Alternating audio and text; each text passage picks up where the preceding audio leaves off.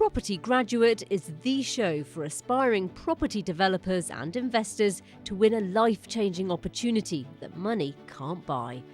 The prize is twofold: forming a property company with renowned property guru John Howard and owning 50% of the shares. John is one of the most experienced property developers and investors in the UK today. With almost 4 decades experience in the industry, he's been there and done that, having purchased and sold around 4,000 homes, apartments and developments.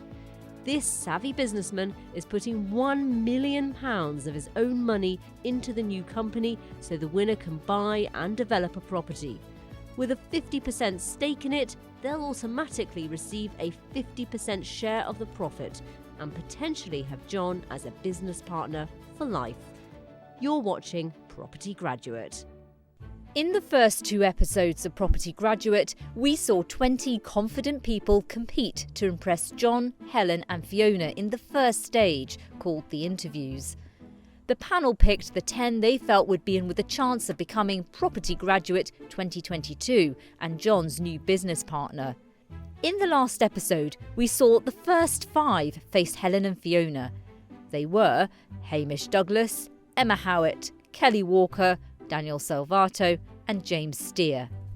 In this one, we see how the final 5 get on and find out who will go through to the final, called the deal. Neil, what have you got then? I've got a commercial building in the heart of Portsmouth town centre. It's got 3 floors with prior approval for conversion into residential flats for around 55 flats. Reasonably confident. I've done my price comparables for the area. I've got some confidence I can price it up correctly. What have you got and how's it going? So I've got a semi-detached house in Purley, and it's completely different to what I usually look at. I recently have been mainly looking at commercial conversions or subdivides and splits, where you can easily look at property and how you can break it up. So this is a little bit different. And it's something that typically when I look at planning gain, I look at something that's already existing and how I can work with the existing building rather than something new. So this is really out of your comfort zone. Yeah, as soon as I looked at the plan of it and the layout of it, I thought, well, that's not something I'd usually do or I'd look at it.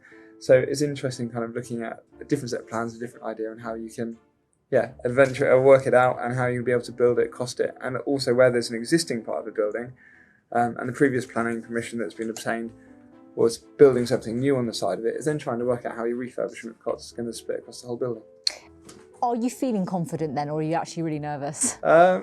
Usually I would say I'm quietly confident, but it's not what I usually look at. So yeah, and it's in a completely different area to where I work. So I usually only deal within about 15 minutes of my front door, so it's a little bit different. Right, well, good luck. Thank you.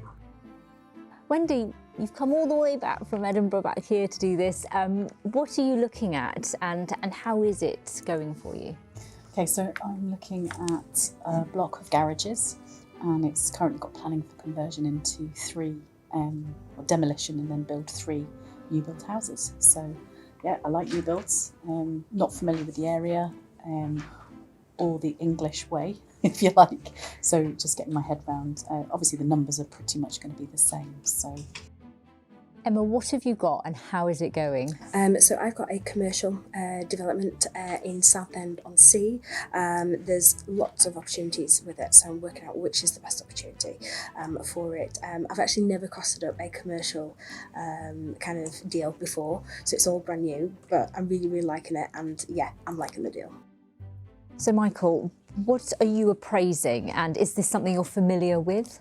Not massively familiar. I've done a commercial to residential conversion before. What I'm analysing here is quite a big building, 3 parts, mixed use, commercial and residential. There's planning permission for a part of the building already. And I'm just trying to analyse that first before I go about analysing the other areas of the building itself. First into the room is Neil Wise. Hi Neil, Hi. Well, welcome back. Thank you very much. So we're at round 2, which is a little more around the technical analysis. Yes. And looking at a deal for John and quickly being able to appraise it and suggesting what you would pay for this. Yes. So assuming that I was John, Yes. how would you, taking this explain to him exactly what this deal is involved with. It is in Portsmouth town centre, in the heart of the town. It's a commercial building where it's got, it's right in the heart, so it's got Sainsbury's all across the bottom floor, and then you've got 3 floors of commercial. The 3 floors have been granted planning permission for 54 flats with an extra 2 potential on the first floor as well. So it's, planning granted for a conversion. It's just the 3 floors that are for sale and not that's a separate lot on the Sainsbury's. So it's just the 3 floors of conversion. And what would you pay for it and why? My figures came back that I would pay 2.15 million for it. It was up at a guide price at auction of 1.5 million plus, but I would go to 2.1 based on obviously the GDV on the costs, worked it back to meeting the 30%, would be 2.15 as the maximum if I wanted that 30% GDV. And in your total costs, yes. So you've got total costs of 5.5-ish. Yes. Does that include your purchase price? That includes the purchase price as well. Okay. Neil's numbers, I'm really pleased to report, add up. Your GDV is somewhat different to what John was looking at. Okay. Do you want to know what John's was? Yep. So yours was 7.1. So my GDV, I've got 30.11. 30%. Sorry, 30% is the profit, sorry. Yeah. But your GDV, your end value of the project, oh, you have right, sorry. 7.1. Yeah, right. 7.1, yes. Yeah. John was 4.4. So you're punching well above John's numbers. Talk us through how you got to that. So I've got 54 flats plus another 2 that was in for planning additional on the first floor. So I based it on 56 flats. Okay. The total square footage for those 56 flats was around 18,600 square foot. Right. So I did my research on what flats were going for in the town centre there over the last year, including conversions. Yeah. And they were going for, I took about 6 comparables, and they were coming in at an average around £365 a square foot. I based that on. So you did a global total square foot times I did it by square foot. I did it by floor, and then I did it by 365 pounds per square foot. I did increase it slightly there was a 2 with terraces on there as well, and I increased the price because there was 12 parking spaces. Couldn't see anything further to do with that space, so I added that onto that as well. Did you have any concerns about the amenity space? It was broken down, the space just for all the flats. It was broken down one by one, so we had the breakdown of 54 flats, and the space each flat had been allocated. So I took it as though the amenity space was discounted from that because it got the breakdown of the flats. It's just that some of them were, quite small, I guess is the best way to put it. Yeah, but looking at comparables, there was still 1 and 2 bedroom conversions in the town for the same money. Price with per the square same foot. space. Yeah. So 29.9 square metres. Yeah, and I did look at what it's sold 19.6, flat 26 is 19.6 square metres. Yeah, still a demand for even small flats, especially by investors as well, because they're generally good yes, return. but can they be financed? Yeah, I mean, the finance on mortgages is more difficult, but there's a lot of cash investors still out there as well that get the good yields. And you wouldn't worry that narrowed your exit market? No, not at all. I looked at what it went for at auction as well, which was a lot higher than the figure of 2.15. So I didn't just base my figures on what the auction price went for. Otherwise, I'd have just been inflating all of my prices. I went by what I thought was realistic. Otherwise, that person might have overpaid. But it did give me more confidence at 2.15 that my GDV was right. So, or John was right. Okay, and your exit then you're saying is build it out and sell it? Yeah. It'd be ideal for first-time buyers, investors, and potentially retired people near amenities as well. Professionals, it's quite near the station. Sorry, you said first-time buyers? Yeah. But you want them to pay cash because of the... No, the investment we talked about cash because the commercial mortgages are harder for buy-to-let investment on it. It's not as much, I find, for the first-time buyer market. I did also consider straight away looking at to see whether I could put 2 additional floors on there, but I quickly found that had been applied for and declined, so I then didn't take that into consideration any further.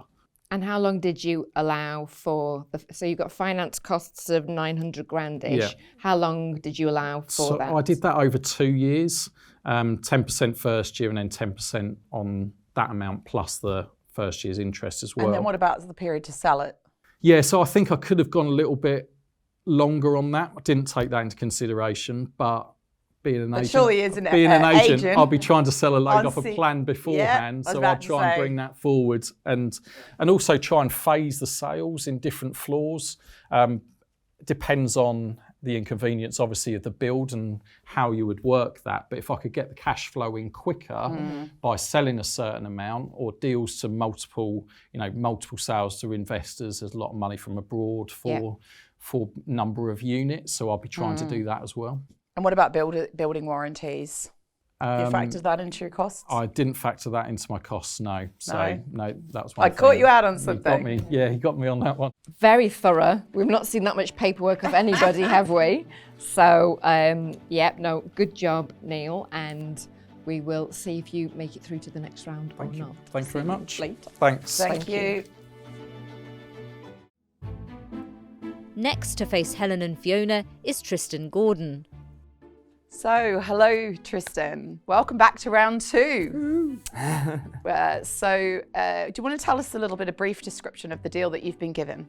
I was given a semi-detached 3-bedroom house in Purley, just outside of Croydon, which probably isn't actually that far from where I used to live. I used to live in Balham, so it wasn't too far away. It was a bit of an interesting project compared to the stuff that I usually look at, because typically I've been looking at existing buildings that we can, as I've said before, subdivide, split into 2, title split existing units. Or where I've been looking at commercial conversions recently is working with inside an existing envelope. So it presented a bit more of a challenge to me in looking at kind of the refurbishment costs of it, because you've already got part of an existing building and then you're then putting on quite a large extension and converting the rest of the building. So there's a little bit of a challenge with that. And I've got to admit, an hour is pretty damn tight. Oh, everyone complains about that. John does it in 15 minutes. That's the point. I mean, I usually do a quick litmus test in the air and work out whether I think something's going to work. This took a little bit longer. Just to reassure you on the costs, you had, on both options, you had around 740, I don't know if that's 790, 740, and that was pretty much what John had for the build. Okay. So you matched up on that. You're probably the closest. The only problem I think I have got on both of them, there's no stamp duty. And I realised after I did it, I sat there, I was like, the first thing I missed, I sat there originally, I wrote on my notes, was I looked at all the photos and it looked like a probate property. And I thought, well, if you're actually going to buying this, trading it, we might be able to claim the SDLT back. But then I thought, actually, the refurbishment costs are going to be far in excess of 10 grand, so we're going to have to pay the SDLT anyway. Then we got to the end and we didn't include it. So there you go. There's a cost of probably about 47 grand, between 35 and 47 grand missing on there. Also, you tacked your legals and auction costs at the bottom, not in your numbers, didn't you? I thought. So when I checked your maths, it was 4.5 grand out, which was those figures that you sort of randomly wrote at the bottom of the page. Let you off the round. Well, I picked up the auction pack and I thought, the first bit I looked at it, I was like, well, where's the special conditions? I wanted to know who was getting the project management 25 grand fee. Well, I put that down at 5% of the... I had put that down at 5% before all the additional costs onto it, so 5% of the build cost. And are you getting that or John's getting that? So, well, on the basis I live in Norwich and this one was out of my area, I thought we might be able to find someone locally and then I can then organise, but there you go. And can I just double check your contingency is 1.5%? No, sorry, it should have been 7.5%. Oh yeah, it's difficult to read your as I was going through writing. I think we had about 2 minutes left to get my numbers down. Okay. I was just scrawling, and as you can see, there's a lot of scrawling. Yeah. Some of your competitors didn't actually get to a purchase price, and you managed to come up with 2. So I'd come up with 2 different ways of analysing it, because usually what I do is, the first time I ever look at a property, I usually do what I call my litmus test, the finger in the air, is this roughly going to work? I usually do that on a per square foot basis. And if I think, actually, we're not that far off, then we then go again into the Rightmove kind of side of things and see how it actually compares. So the thing was, with that property being a semi-detached property in the area, it was actually mainly kind of family houses, residents, and larger properties. So most of the time, if you buy a house, you're buying, I don't know, say 1,000, 2,000 square feet in one go. But the actual price is going to be slightly lower, and that's why you get lots of people, obviously get planning, then subdivide, and that's exactly what the planning permission had tried to do on here. If you take a house and you split it down, rather than title split it or split it into separate units, like the planning permission had achieved on this one, then it might be that actually as smaller units, you're going to get a higher end value, because people, when they're looking for their first property, tend to look to buy something that's slightly cheaper, but it's like a wholesaler. If you buy the whole pie, it's going to be cheaper than if you buy all the individual units. Different premiums, isn't there? Yeah. Yeah. So then what I did was I then went on Rightmove. I jumped in and again stuck it on 1/4 mile, nothing, 1/2 mile, and there were a few comparables started coming up from kind of new buildings that have been converted or that kind of style thing. And I thought, actually, here, this is probably where you're getting more of a true value on what the flats are. And this is a per unit basis, really. That's on the per unit. Versus the square footage. Yeah. And so then what I then did is I quite like I've got lots of different platforms. I use Nimbus and I was using property data at the same time, which is quite good for then grabbing the pound per square foot.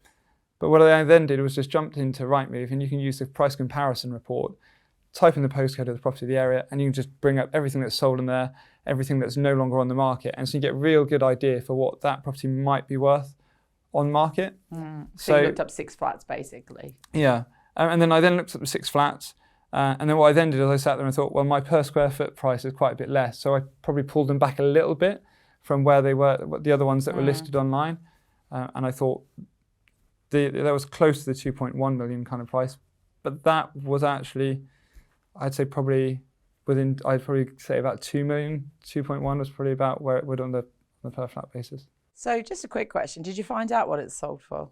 To be fair, I think I came up and I saw the sold price, but I completely ignored it because I thought there's no point in me looking at this, keep going. Because it's a coincidence, it's the same as your purchase price. No way.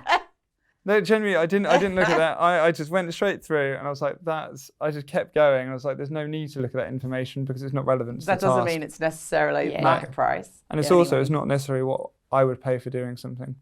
The key thing is, John, if you're in front of John and you're quickly explaining to him the nature of the deal, what the build costs would be, which yours are a bit low, and what you would pay, you're here with 2 different figures out by $250,000. Yeah. That's the difficulty. You've got 2 prongs, and he's a busy person. Time is key. Are you saying that this would be a phase 1 check? This is the phase 2 check. Which of these would you have? So the thing is usually I take more than an hour to do it. So after I've done my litmus test and kind of thought, will this roughly work? Then I dive into it. And that's anything from, usually when I do my initial kind of report and digging into it. Well, he wants you to have appraised it in 15 minutes. If you're working for him, if you win the mentorship, he wants you to be quick about it. There you go. So but typically I take a little bit longer, but then when I tend to only focus very much on just what I think is going to stack. And so if you actually look at how many properties I purchased last year versus the number of viewings I do, I'd probably say I'm about roughly 1 in 5 properties I view I end up buying. But that's just because I literally go and look at exactly what I want, and I know how the numbers are going to stack before I've gone, so then we're not wasting anyone's time. How many deals did you do last year? I think it was about 20, it was between 22 and 28 in units, and by units I mean actual... Mixed use, etc. Yeah, so but I mean actual council tax rateable units, not... I've done 28 bedrooms, that doesn't count. In my view. You still didn't answer the question though. Which one would you actually go with? So the one that I would go with would be the Rightmove one, because that's actually based on what people are paying in the area. Yeah. And actually it's not dissimilar to the number John came up with at 624, so you're a little bit above that. Yeah. But no, definitely on the right tracks. Well done. Thank you very much. Thank you for being so thorough, and we'll see how you get on. Wendy Snedden is 3rd. So welcome back, Wendy. Here we are in round 2. Talk us through the deal that you had, because it looks a really interesting one, and then we'll kind of get into the numbers and your plans for it. Yeah, so it's a block of garages and it's got planning permission to convert or to demolish and build 3 4-bedroomed houses. Talk us through the numbers. So your GDV, you had 2.2 on it, and actually wasn't dissimilar to what John came up with. He was around the kind of the 2.5. So how did you get to that figure? Okay, so I looked at 3 comparables close by and just worked out a cost per square foot and then added it up. Okay. And what was the kind of the range on those pound per square foot? There was one at 925, there was one at 975, and then there was one that was quite low. It was about 800 and something. Okay. And what did you plump for? Well, I added them together and went for did an average. Lovely, lovely. Okay. And so you're quite spot on the GDV, but build cost. You can throw that out the window. Okay. We were wondering. Yeah, I added an extra 0 to my contingency budget, which, because I looked at it and thought, well, this is exciting. But that's the build cost, that's the GDV. It's got to work. It's not quite worked through on the appraisal sheet. No, because we're missing profit and any kind of a purchase price. Yeah. Or you're planning to pay 0. We have a purchase price of 0, which at the time, but of course it was too late in by the time I'd realised what I'd done wrong. So in actual fact, to get the profit of 30% of 664,000, the build costs are actually at 810. Okay. That makes more sense. Yeah, and then you've got other costs of about 118 and then finance costs of 255, which leaves you about 330 to purchase. That's okay. That's the time pressure and isn't it? Yeah. And also reliance on spreadsheets when, Well, there's not only been you has had some spreadsheet errors today, is there, Fiona? No, definitely not. That's why we have that calculator on the phone. So we do it all up here. Yeah. And that's the key thing. I think that, John, we have this technical appraisal round so we can see how you're looking at a deal, how you're appraising it, what your thinking's like, and how quickly you can analyse and process that information. Sure. So, some found it more difficult than others. I was debating between 18 months and then thought you might need to leave 6 months for selling them. But sales they're flying off the shelves in that area. So. 3 units. Do you think they would sell well? Yeah, definitely. What were the key risks that you could see in this project? I didn't have a legal pack. And it did mention that there were conditions that you would need to revert it in the legal pack. So they could be a red flag. Yeah. They didn't have keys for the garages, so who knows what's in the garages. Right. And then obviously when you dig up the ground under the garages as well, there could be issues around that. Maybe asbestos in the garages. Yeah. Do you think this is the best use of that site and the best planning option? With a bit more time, I could have looked into it because I think 3-bed houses were selling better than 4-bed houses. So whether there was an option to maybe rearrange the configuration and maybe get another house in. So originally they had a planning for 5 3-beds. Yeah. They changed that by turning the site to the 3 4-beds. Yeah. So perhaps there was a need for that in the area. When I looked, it looked like 3 beds were selling better than 4 beds. So I wasn't sure if that was an option. The other thing that showed up was that there's a lack of, there's a really high proportion of van drivers in the area. So potentially the garages could have remained garages and been rented out as storage space, or could have been developed out as sort of a commercial yard. Whether you could have accessed the leasehold though under those conditions, remains to be seen. Mm-hmm. And if you can't get inside them, you don't know the state of them. Mm-hmm.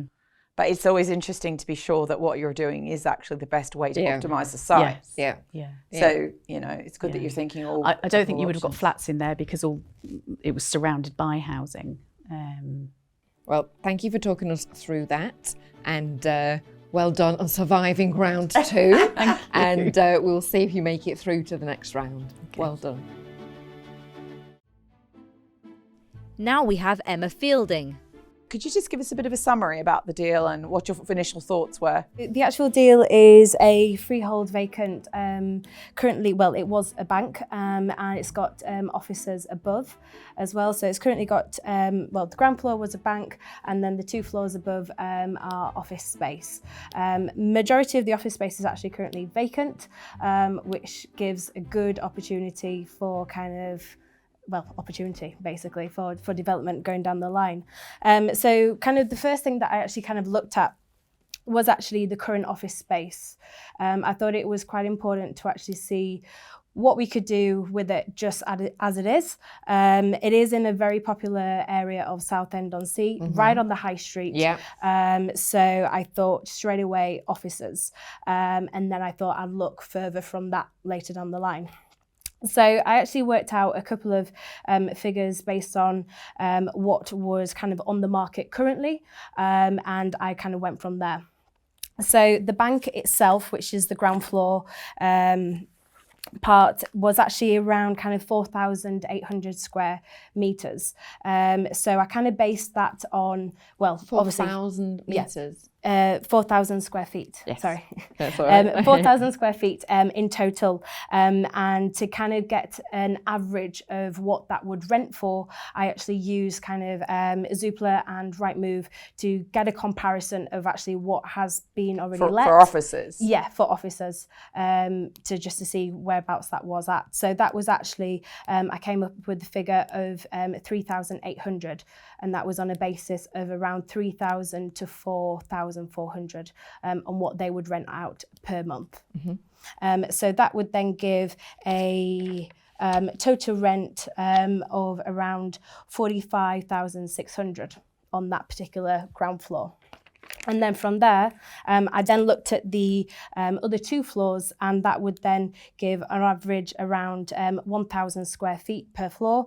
But there's actually 3 opportunities there for offices. And that, again, I based that on kind of what was already on the market. And again, that was around 1,000 per calendar month, what they could rent at. From Rightmove and Zoopla? Yes. Yeah. So really with commercial, that's not necessarily the go-to places for commercial rents? No, so I've actually never kind of cost up a commercial aspect. So this was completely new, but I thought my best kind of option was actually to look at kind of Rightmove and Zoopla from there. Did you Google commercial to let Southend on Sea? Yes, I did, but it wasn't coming up with kind of what I kind of thought. It was coming up with something that was kind of way out, and I just thought I just literally went with my gut instinct, and I went with what was on kind of Rightmove and Zoopla as it stands currently, and then I kind of took an average from what I thought based on the actual square footage of each level of the office space. You're on the lower end of what John had worked out the commercial rent could be. He Yeah. was more 50, I think, to 70,000. So I actually did kind of a total of that. So based on the bank at the bottom, that was at 45,600, and then the ones above, that would come at 81,600. So in total, it would be about 108,000. Oh, okay. No, you're in the high end. So now I'm probably in the high end. And based on the actual kind of guide price of 700k, that would give a yield of 11%. But let's say because I've actually done my numbers on a higher kind of guide price, I did my guide price on 1 million, but I'll explain that later. And if we were to rent out the actual office space, that would give a yield of 8.1%. But I can go through my kind of option, what I think the best option should be, which would actually to be convert the office 2 floors into apartments. And I've done my analysis on that and my predicted cost price as well. Yeah, okay. So that's what we've got in front of us here. Yeah. Okay. So I'll probably just run through the numbers with that one. So I did the purchase price to be 1 million based on that. Well, you've got 700 here. Yeah, that's an error. So that's 1 million. So obviously slightly higher than the guide price currently at 700. Then I looked at kind of the stamp duty, which is just under 40,000 at 39,500. The planning fees I put in for 20. The construction costs at 800 with a contingency of 15%, which is this is not what you've written. So your build cost here adds up to 400 on my figures. Yeah, that is an error, Helen. I just didn't get time to obviously edit what I was writing down on here. So this is kind of unfinished. Yeah, that is unfortunately, definitely due to unfinished. time I wouldn't want to constraints. present that to Yeah. anyone. So yeah, apologies on my part, that is unfinished. But again, I can go through the things in a bit more detail. So in terms of the actual construction costs to do the apartments, I said 40,000 for the studio apartment, which I would kind of look at 7 of them, a 1-bed 60,000 for 4 of them, and then a 2-bed at 80,000. Now, there actually wasn't an internal floor plan with the kind of pack. I did phone up Allsops, but again, time was kind of running out on that one. But yeah, there was nothing on the planning portal either. So I was literally just going off Google Maps and Google just to have a look actually how much we could fit in. And to be clear, so you've got to go into planning for 12 apartments, 7 studios, a 4-bed and a 2-bed, so Yes. 15 units. Yes. And would that be including converting the ground floor? No, I would keep the ground floor as the kind of bank that it previously was. So I'd let that out as Do you mean commercial space? Yeah, the commercial space, the old bank. How much space do you think you've got to fit in 15 units? Well, what I would want to do, Helen, actually, if you look at the plan, I would like to go up with permitted development and put on a side extension with full planning as well. I do think, kind of looking at my costs, they are a little bit kind of under for what they should be, but that's really kind of where I think the growth is and the development opportunity is on this one. So John saw 6 1-bed flats. Okay, yep. In the 3,247 square foot of space. So you've got more than 2.5 times what he thinks you can get in. So, which would sell or have a end value of 170,000 each unit. Yeah, so I actually worked out the end selling values of them. A studio would go for 170, a 1-bed would go for 110, and a 2-bed would go for 260. Sorry, your studios are going for 170. Yes, and each. And that was based on. But your 1-bed would comparables. go for 110. No, sorry. The studio would go for 170, and the 1-bed would go for 210. That was probably not the greatest use of the time that you had, because I think John develops to sell on rather than to think about renting. What kind of leaseholds would you put in place for these? To be honest, I've not actually dealt with leasehold personally at all. Like 100 years, 200 years? Probably around 200, I would say. Because nowadays, really, it's comfortable. 999. Yeah, but yeah, I think it all depends, doesn't it? Depends. I haven't dealt in leasehold options at all, so my background is probably a little bit limited on that. What's your profit number on this? My net profit would be 769,000, and that would achieve an ROI of 33%. What would you pay for that? I think up to the million mark. It is in a very trendy areas, Southend-on-Sea, very popular. I think there's got a lot of potential. So around up to 1 million, no more than 1 million, I wouldn't be comfortable with. We've pushed everybody outside their comfort zone, so it's not just you. Don't worry. But well done, Emma. Thank you. We'll maybe see you in the next round. Maybe not. You'll find out soon enough. Thank you. Thanks. Thank you, Emma. Thanks. And last up is Michael Ho. So Michael, welcome back to round 2. But what's going on? Your figures are, a little hard to understand. Let me explain. So with the property in Surrey, it was a mixed-use property. Yeah. 3 buildings, of which I only had floor plan, the square footage data for 1 of the 3 buildings. For the other 2, I had to find it through I tried to search through the property portal on the local council website. Unfortunately, the local council website's search feature wasn't working. So I had to try to use the first line of the address, the postcode, and it was only on the 3rd line of the address I actually managed to find something through the planning portal. So managed to pull up the application, found the square footage for the 2nd property. Yeah.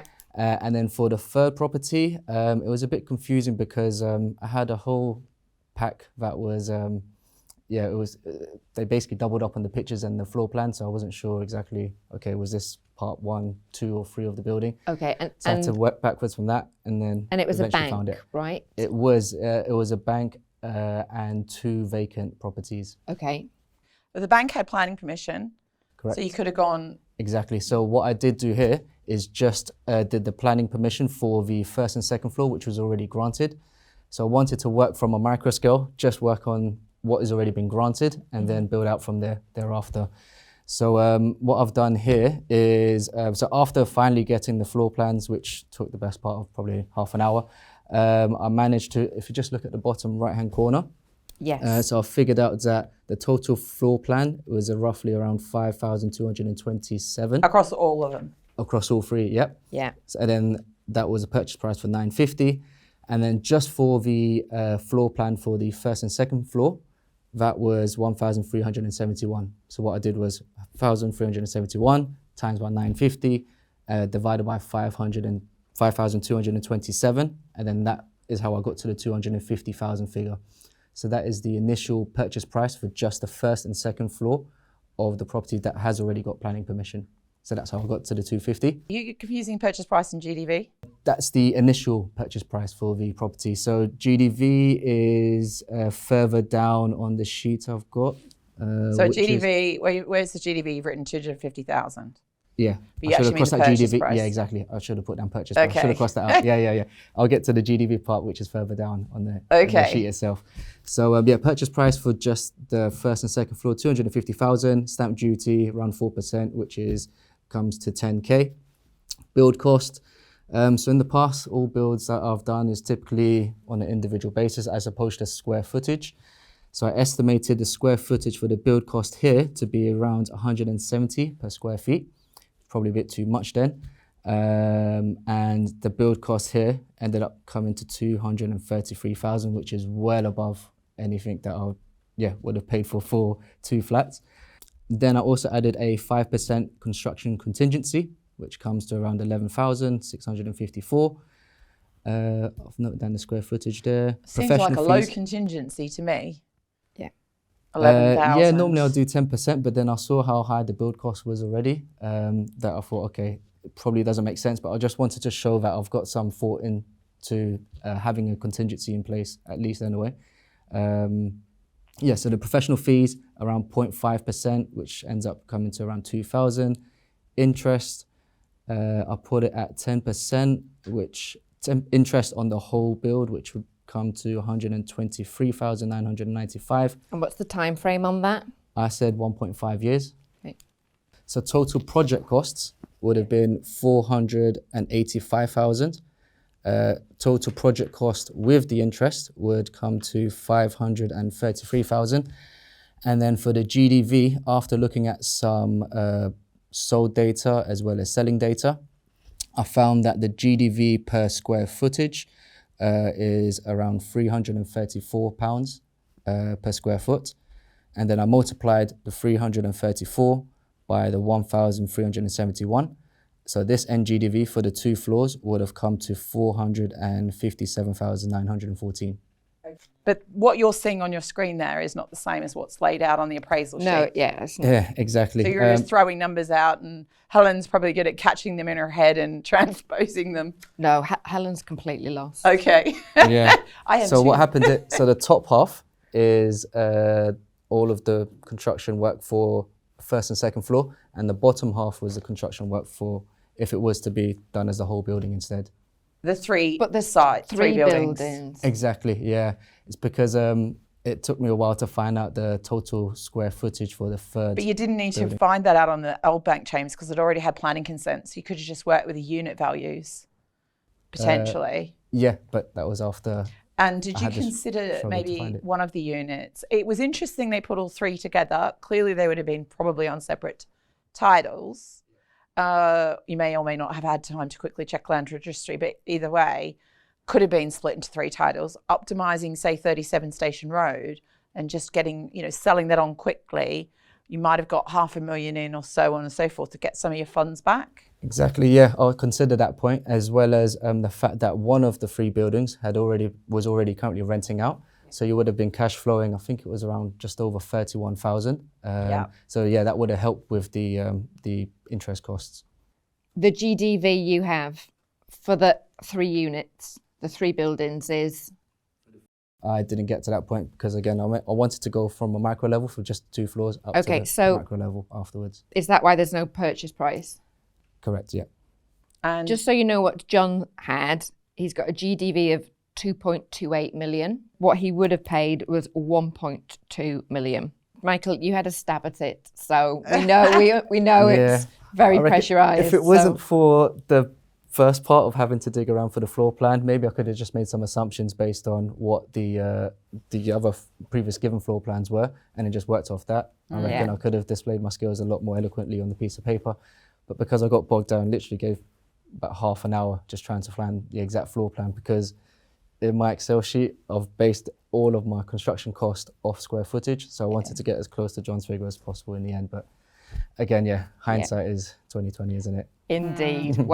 Well done. Also, if you can find the EPCs, they have the square footage on them. Oh. By the address. Oh wow. Okay, that's good to know. You know that for next time. All right. Thank you very much, Michael. Thank you.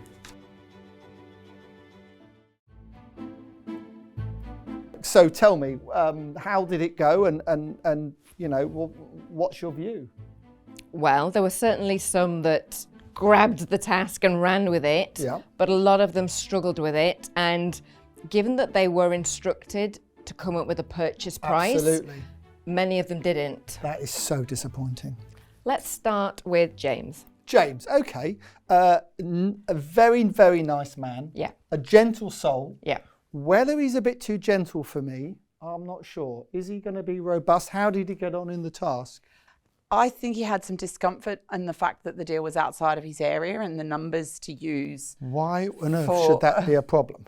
Well, it shouldn't. So he had one of the more challenging deals to look at, but he wasn't comfortable kind of with the development costs of the area. So he's certainly got his kind of preference for the area that he likes to deal in. And there's nothing wrong with having a specialist area, no. to be fair. Yeah. But I mean, you know, I buy all over the UK. Who should we go to next? Fiona, who do you want to go to next? We can pick a lady, Kelly. Yes, Kelly, nice lady. Yeah. Not that experienced. She's got some investment property already. Yeah, she has. Somewhat of a simple deal, if I could call it simple. She spent, I felt, a lot of time appraising the area, the schools. Also did a rental assessment, which wasn't asked for. No, but you know, you have to say there's nothing wrong with being thorough. And some of the simple deals are the best. You know, I love doing a simple deal. The fact is, they're hard to make the margin on a simple deal normally.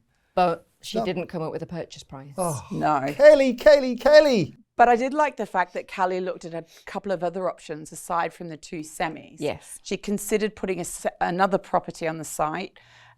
She was thinking it through. So she didn't get the final price, which is disappointing. But on the other hand, you know, I think I could work with her. Daniel. Yes. What do we think of Daniel? I mean, he's a great personality, full of enthusiasm. I think he could talk his way out of a paper bag, but another one that didn't come up with a number. What I like about Daniel is he reminds me of some of my friends who are property developers. Now, they're old-fashioned property developers. You know, they wouldn't have a spreadsheet. They wouldn't know what a spreadsheet was, but they've got that personality. They've got that charisma. You know, they can walk in somewhere and talk to people and so on. And that is a skill in itself. True. And not everyone's got that. Yeah. Tristan, well, I know him because he was on Property Elevator and he didn't get funded that day. No. But such a likeable guy. Likeable man. Yeah. I'm not sure I want to turn up at a meeting with a banker with him in that shirt. You know, and actually, you might laugh, but I mean, if he's going to wear that shirt all the time, what is the story with that? Well, maybe don't take him to the bank meetings, but send him out looking for deals, because he did tell us he did 28 deals last year. Yeah. He did fluff his numbers though, and he did his finance costs without including That's the purchase perhaps how price. he's done 28 deals last year, because half of them he shouldn't have bought. Who knows? If he didn't get his figures right. But what Tristan did that some of the others didn't do, Tristan came up with 2 sets of numbers. So where some didn't manage one number, he actually managed two and gave so two illustrations. You like him then, don't you? Well, Okay. he did what was asked of him. And one of those was very close to your Yeah, numbers. it was. Okay. So Tristan has done a good job today, you would say. Even if you don't like his shirt. Hamish. Hamish, smiling Hamish. Yeah. From Barcelona. It was obvious he's kind of new to this. Yeah. But he put in a good effort. He came up with a number. He did what was asked of him. And he has the likability. He has the likability. He really does. He has the likability. I can see him as an upmarket estate agent working in Mayfair, to be honest with you. Yes, I can. Honestly, I can yeah, see. yeah. I can see because he's got that real likability, Yes, that bit of suaveness. Yeah. Yeah. Okay. What about Emma? Emma with a hat. Yeah. Yes. Very experienced. How did she perform today? Struggled with the numbers, I'm afraid. She missed the slight complexity of the bill, double yellows and that sort of thing. She hadn't really looked at that. She also missed a valuation on the commercial, but I think she really realised that she'd made a mistake there. So I think genuinely it was a fluff, so to speak, and I think that she wouldn't really make that mistake in round 3 necessarily. No. Michael, yes. How did he do?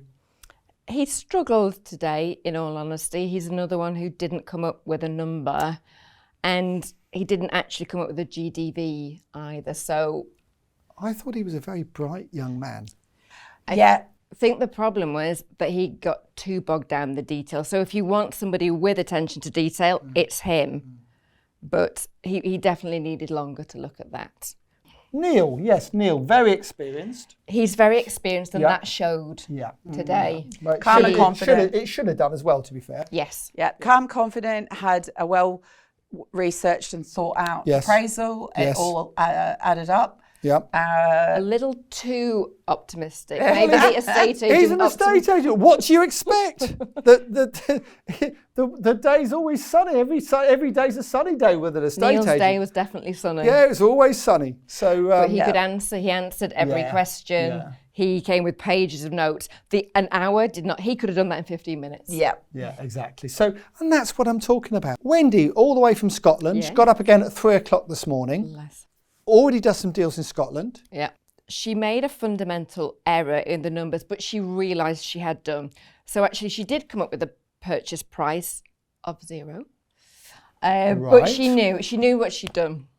And even though she recovered, she answered everything well, right? And she's lovely. I do think she could be a steady Eddie. I think potentially she's methodical. Yeah. That's the feeling I got with her. And that leaves Emma. Young Emma from Barnsley, who again, I thought in the first round was a very strong contender. So is she still a strong contender, Fiona? It's difficult. I think she struggled with the deal that she was given to appraise. What was she given? She was given a shops and Southend on Sea, shops and some flats above. with offices. And, well, pretty standard sort of small standard deal we would do, to be honest with you. Yeah. Okay. And she did say she hadn't analysed a commercial to resi before. So, but they were all out of their comfort zone. So that doesn't really wash with me. No. We've got a bit of thinking to do. I've got a bit of thinking to do. It's not straightforward. It's not straightforward, is it? They're all talented. Yeah. It's just a case of which one can find me deals. Thank you all so much for coming today. I know it's been a long, long day. Some of you will be going home disappointed, I'm sure, perhaps with your own performances, and 3 of you will be delighted, no doubt, to be going through to the final. James, would you like to come forward, please? I've spoken, obviously, to Fiona and Helen about your performance today, and you seem to struggle out of your area, which, you know, some people specialise in a certain area, that's fine, but for me, I buy all over the UK, and I need someone who I can rely on in every area of the UK. I'm not saying you won't get there, but at the moment I don't think you're ready, so you won't be going to the last 3, but thank you very much for coming today. Thank you. Well done. Yeah. Well done. Good job. Neil, would like to come forward. This is a very difficult decision for me, Neil, because you're very experienced compared to virtually everyone else here. And I've got to balance up whether there are people here with more potential than you have. You're already there, really, being an estate agent for many, many years, very successful estate agent. But I've decided, having spoken to Fiona, that we're going to put you through to the final. So well done, congratulations. Hamish, do come forward. I see you as a very upmarket Mayfair estate agent, which is a compliment, by the way, because they're smooth, they're industrious, and they can handle and deal with any client. And that's how I see you. I don't think you're experienced enough to go through to the final three at the moment. I think if you came back next year, you may well be in the final three. But for today, I'm afraid it's a no. Okay. So, Kelly, come forward. And I think this time you've done a good job. However, I don't think the job that you've done has been fantastic. I think you need, again, a bit more experience. But that shouldn't put you off, because you're already investing, you're already doing things. I just think today perhaps it was one step too far for you at the moment. So I won't be putting you through, but well done, because I think you've come a long way in a few weeks. Daniel, come forward, please. Everyone likes a cheapy chappy. A bit of cheekiness and charisma can get you a long way in the property business. Probably not as far now as it used to, because in the old days, no one had spreadsheets or anything else, to be honest with you. And now it's all very technical and all the rest of it. I don't think you did a bad job today, but I'm afraid not good enough to go through to the final. But I wish you all the very best. Thank you very much. Well done. Thank you. Well done. Michael, step forward. Sounds to me you had a bit of a nightmare today, Michael, and I think you know what I'm going to say because of that. I had great hopes for you. I could see you in the final, but you've had a bad day today. A bad day at the office. It happens to everyone. I'm not saying it doesn't, but unfortunately you've had a bad day on the wrong day, and I'm afraid you're not going through to the last three. Well, thank you for the opportunity. Wendy, all the way from Scotland. I saw you after the first round as potential to be in the final. However, today did not go well. Fiona and I think also Helen were both disappointed with what happened, and unfortunately because of that I have no option but to send you flying back to Scotland, and I'm very sorry to do so. But I'll be up in Scotland soon, and I'd very much like to take you for lunch. The last three. How many have I chosen? Only one so far. One. One of you is not through to the final. The other two are. Emma, if you'd like to step forward. I'm afraid today, Emma, you've got lots of experience, lots of energy, lots of enthusiasm, and I think you should have done better today than you did. It's not easy, I know, you're under pressure, you've got cameras and lights on you, but I'd love to see you here next year, but unfortunately you won't be going through to the final three. But thank you. The pair of you, Emma especially, is very lucky to be in the last three, and you need to step up your game, big time. Just come in, don't worry. It needs to, Emma. Tristan, you did a good job. I think your figures were actually the same as mine. Yeah. I know, who would have thought that? So, congratulations to both of you. We'll see you in the final. Please bring me a good deal each, especially you, Emma, because you are the fortunate one today. So well done, you're in the final. Get prepared. So there you have it.